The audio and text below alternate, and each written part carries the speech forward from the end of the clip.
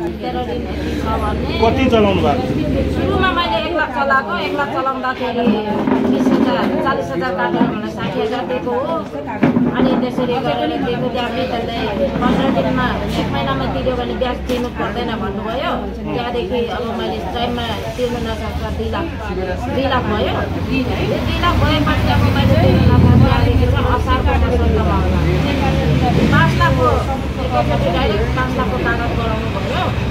त्यो चाहिँ सुदीपपट्टि है, तर मैले मुद्दा सुदीपपट्टि नै लागेको छु अघिमा। मैले अगाडि लाग्नु त्यो तपाईँले चलाएको त तपाईँले खास कति चलाउनु भएको? मैले 60,000 देखिको सुरु भएको अनि 10 लाखदेखि उकालो तिर्दा नि मैले तिरिसकिनँ। त्यो 5 लाखको कागज गराउँदा चाहिँ किन साइन गर्नु? त्यो चाहिँ अब सुदीपले होइन साइन गर्नै पर्छ भने मैले गरेँ। यो 10 लाखको मलाई चेक बाउन्समा हालेको छ। 10 लाखको मैले 10 रुपियाँ पनि लिएको छुइनँ। त्यसको कागज पनि छैन, त्यो केही पनि छैन। मेरो त्यो उसले जाँदो गऱ्यो लगेर उसले जाँदो भरेर लाग्यो।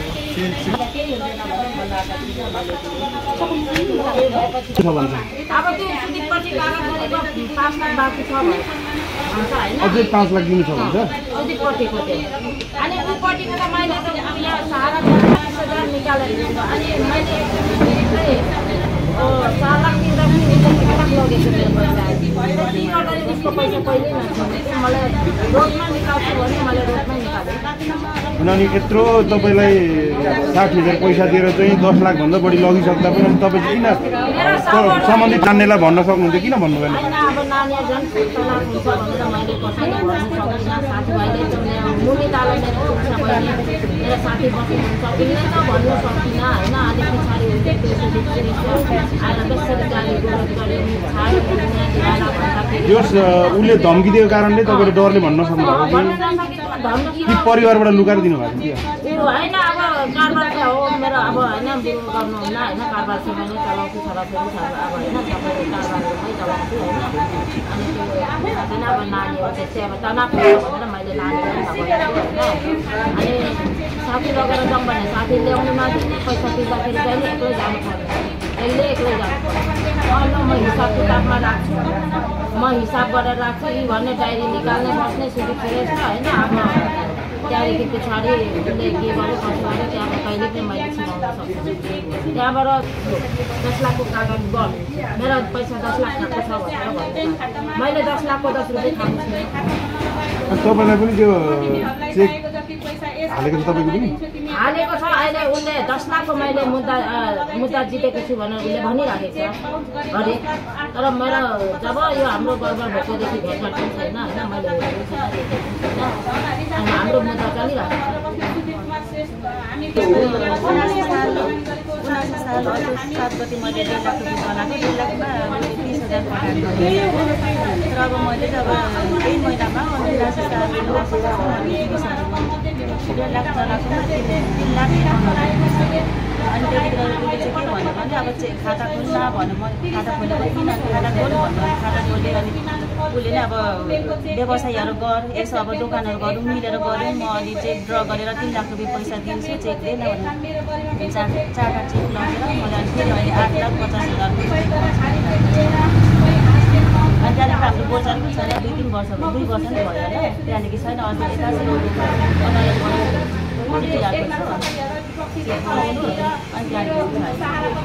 कागज बनाएर नानीले नभन्नु त कागज त त्यो सुविधा बनाएको 8.5 लाख बनाइएको छ। त्यो चेक 1.5 लाख रुपियाँ दिएको हो। दिइसकेको कति दिनु? अहिले फेरि 8 लाखपछि चेक गर्नु अनि कसैले नभन्ने भने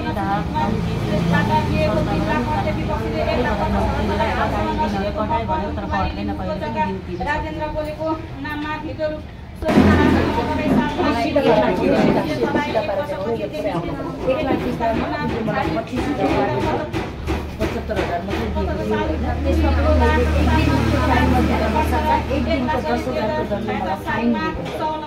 टोटल मैले उसलाई बुझाइसकेको छु पैसा। 3 महिनामा मैले उसलाई बुझाउँदाखेरि 3 लाख 2,000 र मेरो चेक फिर्ता भएको छैन। र कुनै बबिताले मबाट 87,000 चलाइरहेको छ, त्यो पनि फिर्ता म यही नै भन्छु। तपाईँलाई पनि मुद्दा हालेछ मुद्दा चाहिँ हालेको छु मैले उसको क्लियर गरिसकेँ आज 4 वर्ष यता आएको क्लियर गरिसकेँ चेक चाहिँ दिन मान्दैन चेक सुदेला माग्दा बहिनीसँग छ बहिनीलाई माग्दा दाइसँग माग्दा 5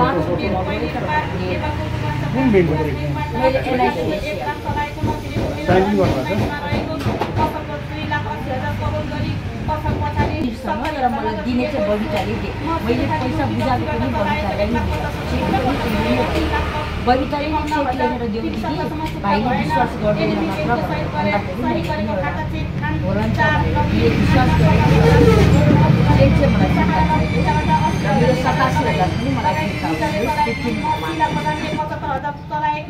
चलाएकीमा विपक्षीले पटक पटक गरेर 3,02,000 तिर्नसम्म चुक्ता गर्न सक्दा पनि समेत भएन।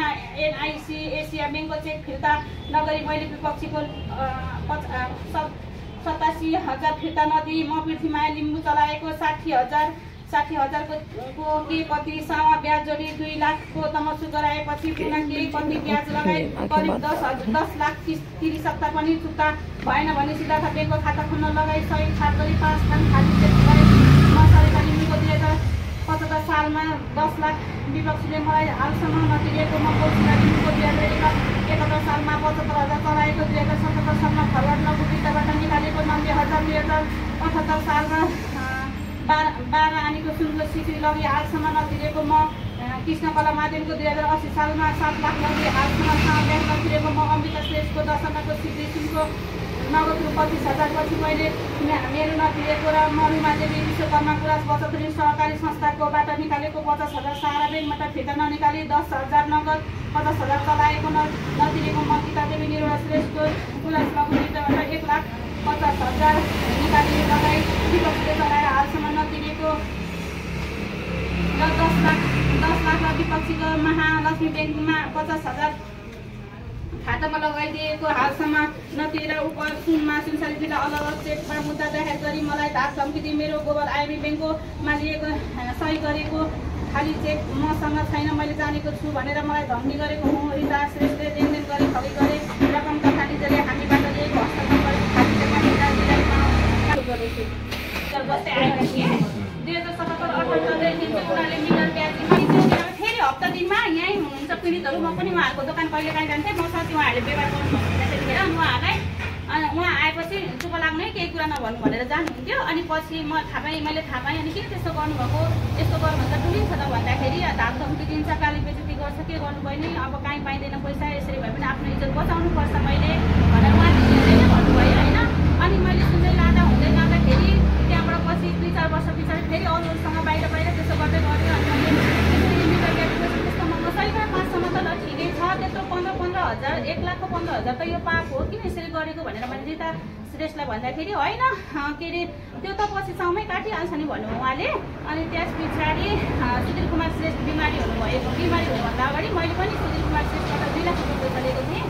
त्यो पैसा लिँदाखेरि मलाई उहाँले चाहिँ फेरि 15% लिनु भएन मलाई 5% लिनुभयो। अनि दाजु म त 1 महिना हो मलाई किन तपाईँले यसरी धेरै ब्याज दिनुहुन्छ भन्दाखेरि पनि मेरो पनि यो पैसा होइन अर्काको पैसा हो मलाई त अर्काले अब जति भन्छ त्यति मात्र उयो गर्नुपर्छ मैले खाने होइन भनेर भन्नुभयो। अनि मलाई त्यस्तै इमर्जेन्सी नै अरूलाई नै मैले पनि सेकेन्ड पर्सन मान्छेलाई नै मागिदिएको हो। अनि भन्दाखेरि मैले त्यो मान्छेलाई भने हेर्नु 5% ब्याज रहेछ नमगाम भन्दाखेरि मेरो छोरा ड्रग्समा पढेको छ जसरी भए पनि 10% 5% भने मलाई गरिदिनु प्लिज भन्दाखेरि मैले ल ठिकै छ भनेर मैले सुधीर कुमार श्रेष्ठबाट फलानालाई दिनु न भन्दाखेरि फलानाले म दिँदिनँ तिम्रो चेक दिन्छ भने म तिमीलाई दिन्छु पैसा तिमीलाई चाहिँ म जतिखेर भन्छु त्यतिखेर दिन्छु भन्नुभयो। अनि उहाँलाई मैले मेरो गोबर आइएमबी ब्याङ्कको 1-1 लाखको 2टा चेक काटेर दिएँ।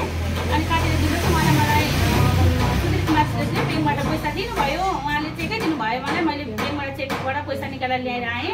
अनि त्यसो हुँदा सुधीर कुमार श्रेष्ठ बिमारी हुनुभयो बिमारी भएपछि अनि बिबी क्याम्पमा 15-16 दिन राख्नुभयो त्यहाँबाट काठमाडौँ लानुभयो काठमाडौँ ल्याएपछि बितिसकेपछि मेरो चाहिँ यस्तो भएको मेरो चाहिँ चेक 2080 साल चैत 11 गते हराएको थियो। मैले मेरो चाहिँ फाइल सहित चेक सहितै हराएको थियो साइन गरेको चेक पनि थियो मेरो छोरीको लागि मैले 2टा साइन गरेर राखेको थिएँ।